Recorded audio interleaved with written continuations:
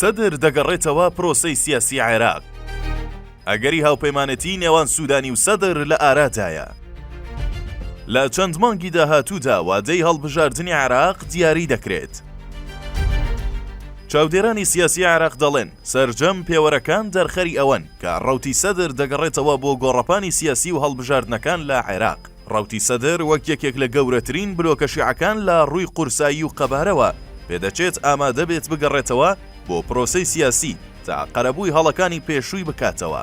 میدیاکانی عێراق دەڵێن گەڕانەوەی ڕەوتی سەدر ڕەنگە بە هاوپەیمانیەکی نوێوە بێت، بە تایبەتی لەگەڵ ئەو بلۆکانەی کە لە هەڵبژاردنەکانی داهاتوودا دەنگی زۆر بەدەست دەهێنن، وەک سەرۆکوەزیران محەممەد شیاع سوودانی. هەموو ئاماژەکان ئەوە دەردەخەن کە وادەیان جامدانی هەڵبژاردنەکان لە کانونی یەکەمی داهاتوو دەبێت، ئەماش لەبەر ڕۆشنایی نەبوونی خواستی هێزە سیاسیەکان بۆ دواخستنی هەڵبژاردن. چاودێرێکی سیاسی عێراقی ئاماژە بەوە دەکات بەشداری ڕەوتی سەدر لە هەڵبژاردنەکانی داهاتوودا بووەتە واقع، بەڵام بڕیاری کۆتایی لای سەرۆکی ڕەوتی سەدر موقتەدا سەدر دەمێنێتەوە کە دوجار دۆخەکە یەکلایی دەکاتەوە. تا ئێستا هیچ خواستێکی ڕوون لە نێو زۆربەی بلۆکە سیاسیەکاندا نییە بۆ گۆڕینی یاسای هەڵبژاردن.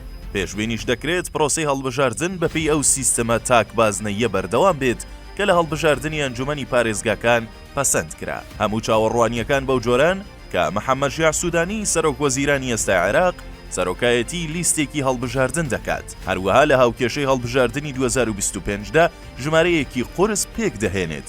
چاوەڕوانی ئەوەش دەکرێت کە ئەنجامێکی باش بەدەست بهێنێت لە هەڵبژاردنەکاندا. لەلایەکی ترەوە مودارکەڕاوی ئەندامی ئەنجومەنی نوێنەرانی عێراق ئاشکرای کرد کە یەک هۆکار هەیە کاریگەری لەسەر دواخستنی ئەنجامدانی هەڵبژاردننی پەرلەمان لە ساڵی 2025دا هەیە کە ڕاوی دەڵێت بەپێی خوێندنەوە پەسەندکراوەکان وادەی ئەنجامدانی هەڵبژاردنەکان تا کۆتایی ئەم ساڵ دەبێت، بەڵام بابەتی دواخستنی هەڵبژاردن هەر لەسەر مێزی لایەنەکان دەمێنێتەوە، بە تایبەتی ئەگەر ڕێککەوتنی سیاسی لەسەر بکرێت.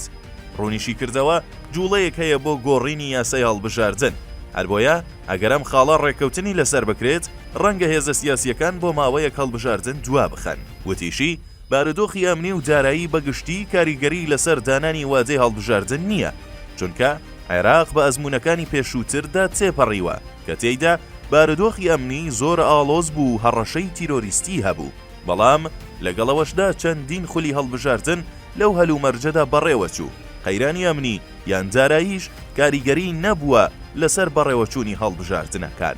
لە کۆتاییدا دەڵێت هەڵبژاردنەکانی داهاتوو زۆر گرنگن، چونکە ڕەنگە گۆڕانکاری گەورە بەسەر گۆڕەپانی سیاسی عێراقدا بێت، بە تایبەتی ئەو هێزانەی کە نەیانتوانیوە بەڵێن وەرکەکانیان جێبەجێ بکەن جگە لە پەیدابوونی چەندین هاوپەیمانی نوێ.